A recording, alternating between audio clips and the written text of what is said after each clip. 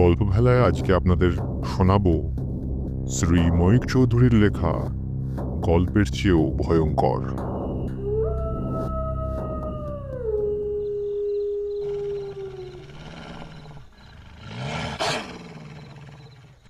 ঘুম ভেঙে গেল। ঘুম ভেঙে যাওয়া কিছু আশ্চর্য নয়। সেই বীভৎস চিৎকার কানে গেলে জ্যান্ত মানুষ তো দূরের কথা, বোধহয় কবরের মরাও বাপরে বলে কবরের মধ্যে ধড়পড়িয়ে উঠে বসত।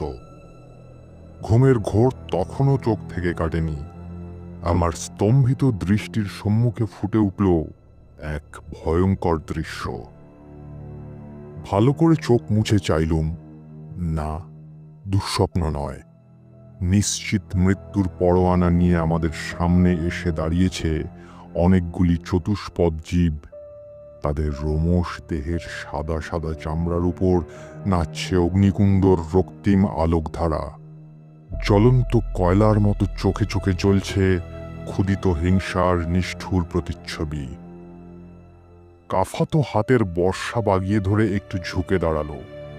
ঠান্ডা গলায় বললে, মিস্টার ম্যাক, বাঁচার আশা রেখো না। সাদা শয়তানের দল যাকে ঘিরে ধরে তার নিস্তার নেই, তবে মরার আগে মেরে মরব। পাশের রাইফেলটা তুলে ধরে সেফটি গ্যাসটা সরিয়ে দিলুম। সঙ্গে সঙ্গে একটা জানোয়ার অগ্নিকুণ্ডের খুব কাছে এসে চিৎকার করে উঠল। অস্পষ্ট চাঁদের আলোয় ঝকঝক করে উঠল তীক্ষ্ণ দাঁতের শাড়ি। অগ্নিকুণ্ডের কাছে ও দূরে যে চতুষ্পদ জীবগুলি এতক্ষণ নিশ্চল হয়ে দাঁড়িয়েছিল, তারা হঠাৎ চঞ্চল হয়ে উঠল। কাফাতো বললে, মিস্টার ম্যাক, প্রস্তুত হও, এবার ওরা আক্রমণ করবে। রাইফেলের ট্রিগারে আঙুল রেখে চারপাশে দৃষ্টি নিক্ষেপ করলুম। সামনে অগ্নিকুণ্ড, তার পিছনেই দাঁড়িয়ে আছে মূর্তিমান যমদূতের দল। আগুনের এধারে আমি আর কাফাতো। পিছন থেকে আমাদের বাঁদিক ও ডান দিক দিয়ে উঠে গেছে খাড়া পাহাড়ের প্রাচীর। শয়তানের দল সেই পথ বেয়ে তীর বেগে উঠে আসতে লাগলো। আমার কাছে রাইফেলের কার্তুজ খুব বেশি নেই, ভরসা খালি আগুন। কিন্তু আগুনের তেজ কমে এসেছে। জ্বালানি কাঠ, বসার টুল, এমনকি তাঁবুটাকেও আমরা জ্বালিয়ে দিয়েছি। আর এমন কিছু নেই যা দিয়ে আগুনটাকে বাঁচিয়ে রাখা যায় এবার। কাপাতর দিকে তাকিয়ে দেখলুম তার কালো পাথরের মতো মুখ সম্পূর্ণ নির্বিকার। শুধু শরীরের মাংসপেশিগুলি যেন এক ভয়ঙ্কর প্রতীক্ষায় ফুলে ফুলে উঠছে। সামনের জানোয়ারটা আরো কাছে এসে দাঁড়ালো। তারপর হঠাৎ এক প্রকাণ্ড লাফ মেরে আগুন ডিঙিয়ে একেবারে আমাদের সামনে এসে পড়ল। তার সঙ্গে সঙ্গে দেখলুম তাকে অনুসরণ করে আরো দুটো জানোয়ার আগুনের বেড়ার উপর দিয়ে শূন্যে লাফ মারল। আমার হাতের রাইফেল সশব্দ অগ্নি উদ্গার করলে সামনের জন্তুটার মৃতদেহ লুটিয়ে পড়ল। কাফাতো হাতের বর্ষা চালিয়ে আর একটা জন্তুকেও মাটিতে পেরে ফেলল, কিন্তু ৩ নম্বর শয়তানটা তার দেহের উপর এসে পড়ল এবং বিকট হা করে শত্রুর গলায় কামড় বসবার উপক্রম করলে। ভীষণ আতঙ্কে আমার হাতের আঙুল অবশ হয়ে এলো। গুলি চালাবার উপায় নেই, কাফাতোর গায়ে গুলি লাগতে পারে। আড়ষ্ট দেহে চোখের সামনে এক বিয়োগান্ত নাটকের রক্তাক্ত দৃশ্যের অপেক্ষা করতে লাগলুম। কিন্তু এত তাড়াতাড়ি নিজের দেহের রক্ত মাংস দিয়ে কোনো উপবাসী সাপদের উপবাস ভঙ্গ করাতে কাফাতো রাজি হলো না। চটপট মাথা সরিয়ে সে গলাটা বাঁচিয়ে নিল, কিন্তু তীক্ষ্ণধার দাঁতগুলি তার বাঁ দিকের কাঁধের উপর এঁকে দিল এক গভীর ক্ষতচিহ্ন। কাফাতোর হাতের বর্ষায় আবার বিদ্যুৎ খেলে গেল। তীব্র আর্তনাদ করে জন্তুটার রক্তাক্ত দেহ মাটিতে আছড়ে পড়ল। সব শেষ। স্বস্তির নিঃশ্বাস ফেলে বললাম, যাক, বাঁচা গেল। কাফাতোর মুখে শুকনো হাসি খেলে গেল। মিস্টার ম্যাক, বাজবার আশা রেখো না, ওরা আবার আক্রমণ করবে। সত্যিই তাই। পরপর 3টি সঙ্গীর মৃত্যু দেখে জন্তুগুলো একটু সরে গিয়েছিল, কিন্তু একটু পরেই কয়েকটা জানোয়ার আবার আগুনের বেড়া ডিঙিয়ে আক্রমণ করলো। আবার গর্জে উঠল আমার হাতের রাইফেল। রক্তে লাল হয়ে গেল কাঁপাতোর হাতের বর্ষা। আমাদের সামনে আর অগ্নিকুণ্ডর ওপাশে পড়ে রইল কতকগুলি শ্বেতকায় প্রাণহীন পশুদেহ। কিন্তু শয়তানের দল পালিয়ে গেল না। কিছুক্ষণ পরপর তারা আক্রমণ করে। মাটিতে পড়ে থাকে কয়েকটা হতাহত জানোয়ার। ওরা পিছিয়ে আবার আক্রমণ করে। হঠাৎ সভয়ে দেখলুম রাইফেলের বুলেট ফুরিয়ে গেছে।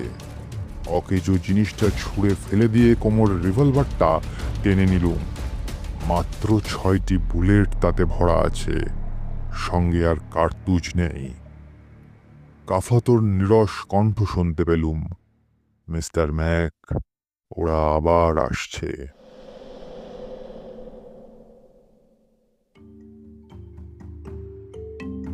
আহোয়ার সাদা কুকুর সম্পর্কে কোনো কথা আগে শুনিনি। পরে যখন জানতে পারলুম, তখন মনে মনে ঠিক করে ফেললুম কয়েকটা সাদা কুকুরের চামড়া জোগাড় করতেই হবে। আমি জাত শিকারী। শিকার আমার শুধু নেশা নয়, পেশাও বটে। যেসব জানোয়ার সচরাচর দেখা যায় না, তেমন বহু জন্তু আমি শিকার করেছি, এবং পৃথিবীর বিখ্যাত জাদুঘরগুলি আমার কাছ থেকে প্রচুর অর্থের বিনিময়ে সেই সব বিরল পশুচর্ম সংগ্রহ করতে কুণ্ঠিত হয়নি। আমার হাতে নিহত সাদা কুকুরগুলি এখন ম্যানিলা, পাপিতি এবং হনলুলুর বিখ্যাত জাদুঘরের শোভাবর্ধন করছে। তাদের সাদা চামড়ার শোভায় মুগ্ধ হয়ে দর্শকরা প্রায়ই চেঁচিয়ে ওঠে, বাহ বাহ, কি সুন্দর, কি চমৎকার। চমৎকারই বটে। এই চমৎকার চামড়া জোগাড় করতে গিয়ে আমার গায়ের চামড়াই শরীর ছাড়া হওয়ার উপক্রম করেছিল। সেই কথাই বলছি। আহোয়া উপত্যকায় যাওয়ার আগে অবশ্য এই সাদা কুকুরদের সম্বন্ধে আমার বিশেষ কিছুই জানা ছিল না। পরে জানতে পারলুম হাঙ্গারির কোভাচ জাতের কুকুর থেকেই এদের উৎপত্তি। এই জাতীয় কুকুরগুলি অত্যন্ত হিংস্র এবং শক্তিশালী হয়, এবং এদের দেহের আয়তনও নেকড়ের চাইতে একটুও ছোট নয়। বিংশ শতাব্দীর প্রথম দিকে হিভাওয়া দ্বীপে কোনো এক হতভাগা ইউরোপীয় নাবিক কয়েক জোড়া কোভাচ কুকুর আমদানি করে। হাঙ্গারির কোভাচ বছরের পর বছর এই দ্বীপে বংশবৃদ্ধি করতে থাকে, কিন্তু দ্বীপের মাঝখানে মানুষের হাতের তৈরি খাবার কোথা থেকে জুটবে? অতএব ক্ষুধার্ত কুকুরদের চোখ পড়ল পাহাড়ি ছাগল, বুনো মোষ ও গরুর দিকে। হিবাওয়া দ্বীপের উপর শুরু হলো এক বিভীষিকার রাজত্ব। এইভাবে সভ্য জগতের বাইরে হিবাওয়া দ্বীপের ওহি উপত্যকায় জন্মগ্রহণ করল একদল হিংস্র রক্তলোলুপ সাপদ। বিপুল বপু কোভাচ বিপুলতর হয়ে উঠল বন্য প্রকৃতির সংস্পর্শে। ধূসর রঙের ছোঁয়া লাগলো তার দুধ সাদা চামড়ায়। স্বভাবে তারা হয়ে উঠল আরো হিংস্র, আরো ভয়ঙ্কর। ইউরোপীয় নাবিকদের সঙ্গে আরো 2টি জানোয়ার এই দ্বীপে পদার্পণ করেছিল, ইঁদুর এবং বিড়াল। সাদা মানুষগুলি এখন আর নেই বটে, কিন্তু কুকুর, বিড়াল আর ইঁদুর এরা সবাই আছে। কুকুরগুলি এখন বিরাট কায় নেকড়ে বাঘের আকার ধারণ করেছে, ইঁদুরগুলি প্রায় ভোঁদরের মতো, এবং বিড়ালগুলি আমাদের পোষা বিড়ালের চাইতে অনেক বড় হয়ে বন্য মার্জারে পরিণত হয়েছে। ওহি উপত্যকার বন বিড়াল এখন বুনো ইঁদুর শিকার করে। কুকুরগুলি ইঁদুর বা বিড়াল কাউকেই রেহাই দেয় না। আর ইঁদুরগুলি কি খায়? ইঁদুররা সর্বভুক, ফলমূল, পাখি, গিরগিটি, বিড়াল তো বটেই। এমনকি সুযোগ পেলে জাত ভাইয়ের রক্তমাংস উদরপূরণ করতেও তারা আপত্তি করে না। যে ইউরোপীয় ভবঘুরের দল এখানে প্রথম এসেছিল, তাদের কি হলো? ক্ষুধার জ্বালায় সুসভ্য নরখাদকে পরিণত হলো। এখনো এখানকার দেশীয় আদিবাসীদের মধ্যে কিছু কিছু লোক রহস্যজনকভাবে অদৃশ্য হয়ে যায়। অনেক খোঁজাখুঁজি করেও তাদের পাত্তা মেলে না। এখানকার দেশি মানুষদের চেহারা ও আচার ব্যবহারে ইউরোপীয় সভ্যতা ও সংস্কৃতির কোনো চিহ্নই পাওয়া যায় না। মিশনারিদের কল্যাণে তারা সভ্য জগতের নিয়মকানুন কিছুটা শিখেছে বটে, কিন্তু মন থেকে মেনে নেয়নি। কাফা তো ঠিক এদের মতো নয়। তার বাপ ছিল মালয়ের অধিবাসী। সমুদ্রে ঘুরে বেড়ানোই ছিল তার পেশা। ভবঘুরে নাবিকের রক্ত শরীরে থাকলেও কাফা তো তার দেশ ছেড়ে এদিক ওদিক যেতে চাইত না, বরং বর্ষা আর ছুরি হাতে শিকার করতেই সে বেশি ভালোবাসত।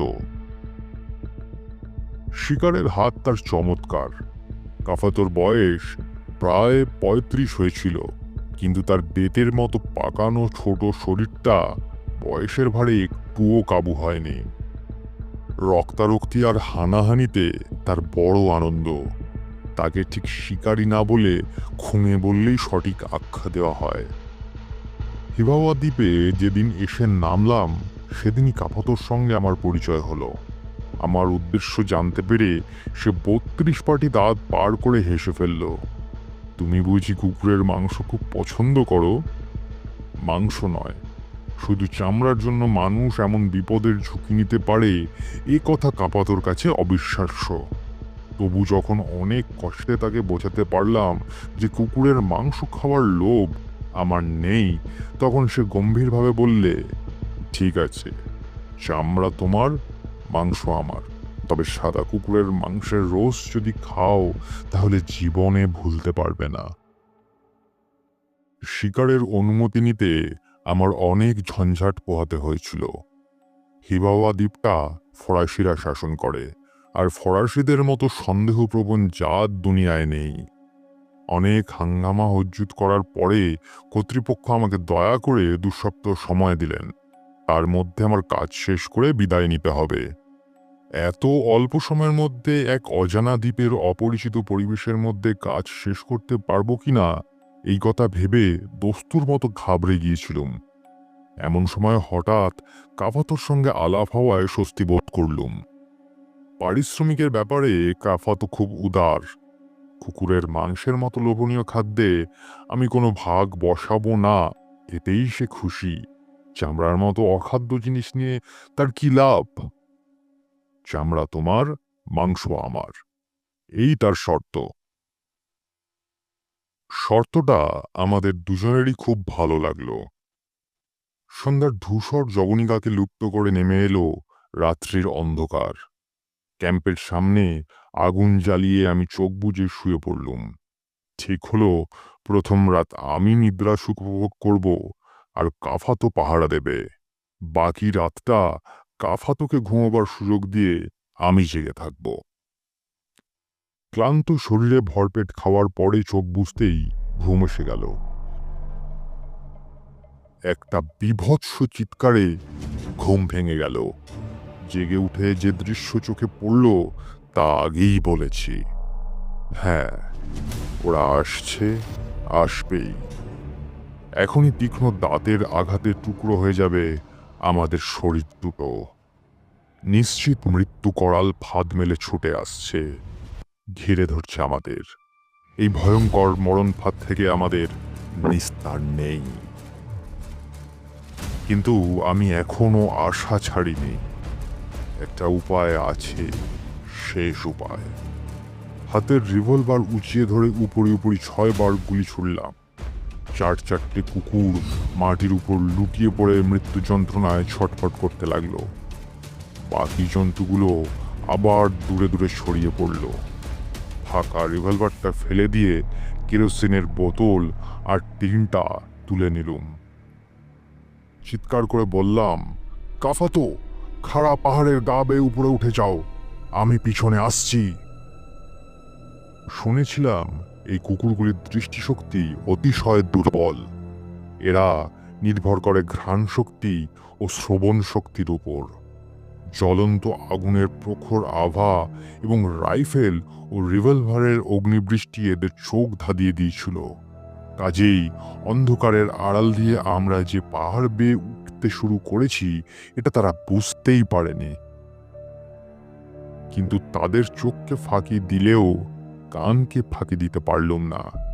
খানিক পরেই পাহাড়ের গায়ে আমাদের জুতোর অস্পষ্ট আওয়াজ তাদের কানে এলো। পরক্ষণে মিশ্র গর্জন করে ছুটে এলো শ্বেত বিভীষিকার দল পাহাড়ের নিচে। এমন লোভনীয় শিকার হাতছাড়া করতে তারা রাজি নয়। আমরা অনেকটা এগিয়ে গিয়েছিলাম।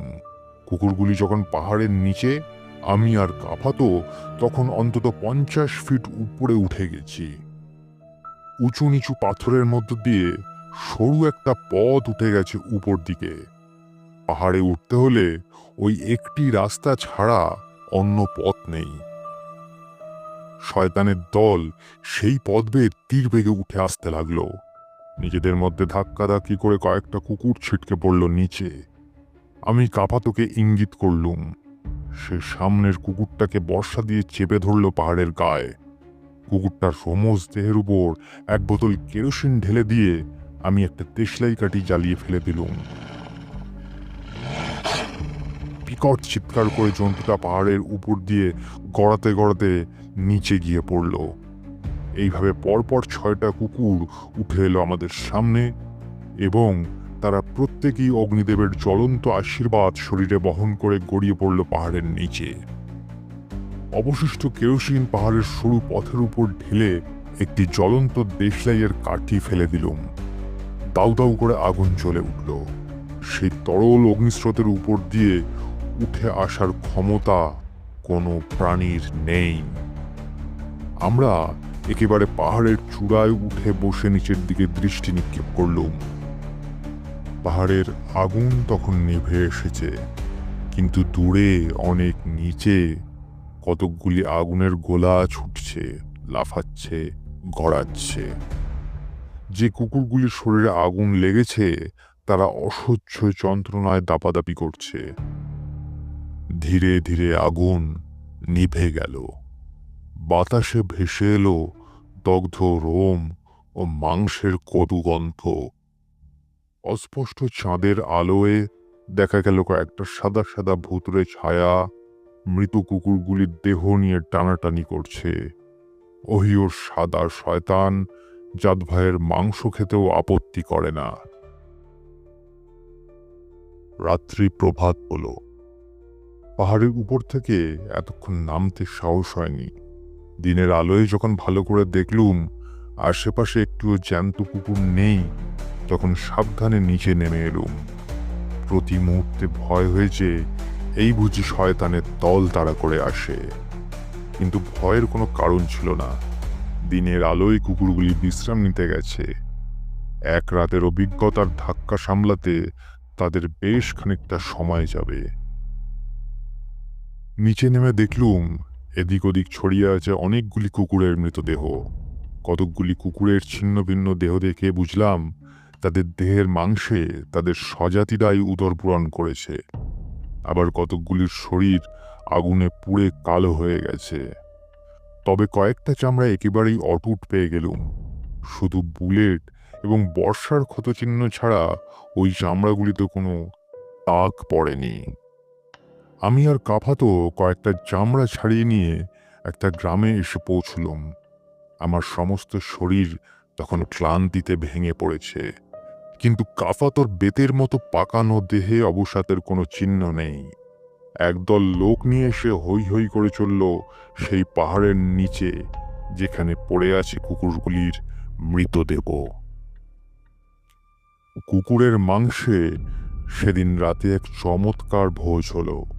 ঝলসানো মাংস আমিও একটু চেখে দেখলুম। বললে বিশ্বাস করবে না, কুকুরের মাংসের রোস্ট ঠিক কুকুরের মাংসের মতোই, একটুও অন্যরকম নয়। শেষ হলো আজকের গল্প। গল্পের চেয়েও ভয়ঙ্কর। আমাদের পাঠ করা গল্প আপনাদের ভালো লাগলে অবশ্যই লাইক, শেয়ার ও সাবস্ক্রাইব করে আমাদের উৎসাহিত করবেন। ধন্যবাদ।